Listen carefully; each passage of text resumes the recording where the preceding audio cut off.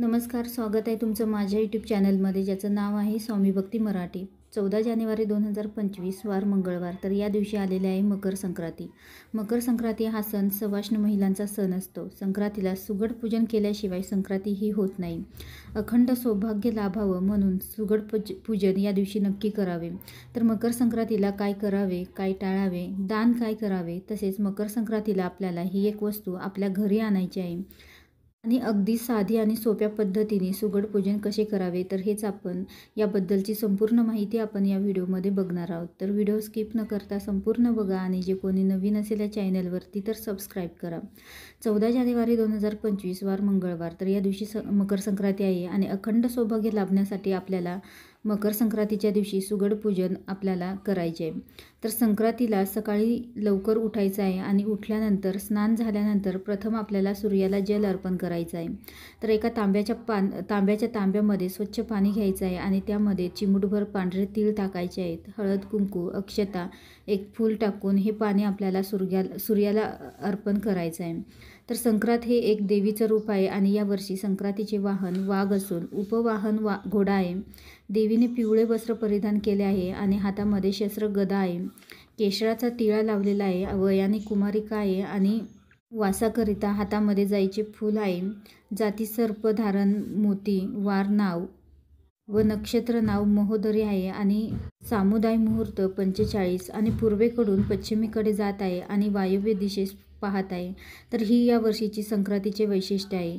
तर आपण सुगड पूजा कशी करावी, तर ही पूजा संक्रांतीच्या दिवशी सकाळीच तुम्ही मांडून ठेवा आणि संपूर्ण दिवसभर तशीच ठेवायची आहे आणि दुसऱ्या दिवशी तिची उत्तर पूजा आपल्याला करायची आहे। तर पूजा कशी करावी, तर बघा, यासाठी आपल्याला एक पाट घ्यायचा आहे किंवा चौरंग घ्या।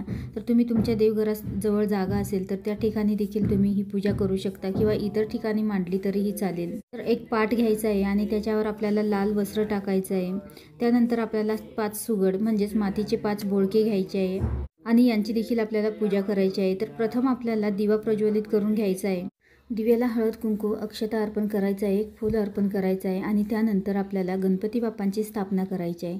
गणपती बाप्पांच्या मूर्तीवर अभिषेक करायचा आहे, पाण्याने आणि दुधाने अभिषेक करायचा आहे। त्यानंतर मूर्ती कोरडी करून आपल्याला गणपती बाप्पांना स्थापन करायचं आहे। थोड्याशा खाली अक्षता ठेवून त्यावर गणपती बाप्पांना स्थापन करा।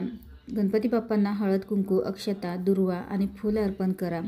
लाल जास्वंदीचं फूल अर्पण करा आणि यासोबतच गुळ खोबऱ्याचा नैवेद्य आपल्याला अर्पण करायचा आहे।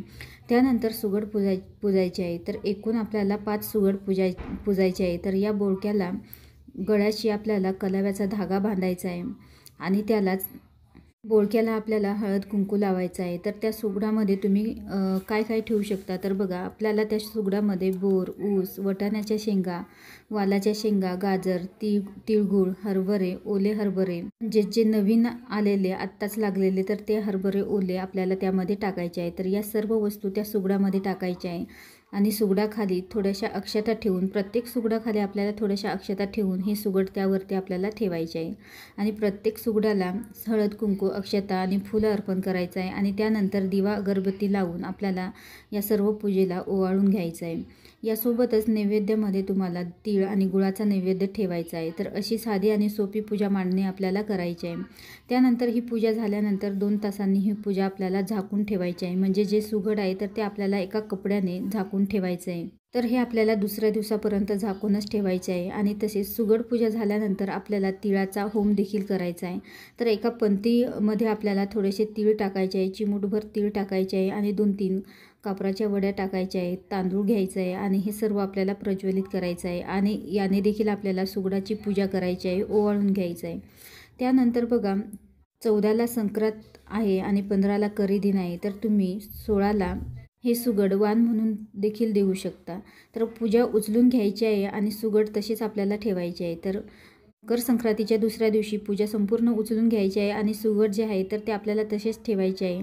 तर त्यातील एक सुगड आपल्याला तुळशीजवळ ठेवायचा आहे आणि एक सुगड देवघरामध्ये ठेवायचं आहे आणि बाकी जे असतील तर ते बाजूला तुमच्या जर सवाष्ण स्त्रिया असतील तर ते आपल्याला पदराखाली झाकून तो महिलांना आपल्याला सुगड द्यायचा आहे.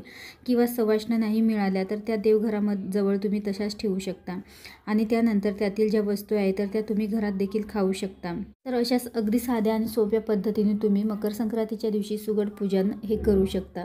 तर प्रत्येक महिलांनी मकर संक्रांतीच्या दिवशी आपला अखंड सौभाग्य आपल्याला लाभावं यासाठी सुगड पूजन अवश्य करा. व्हिडिओ आवडला असेल तर लाईक करा, कमेंट करा, शेअर करा आणि सबस्क्राईब करा. श्री स्वामी समर्थ.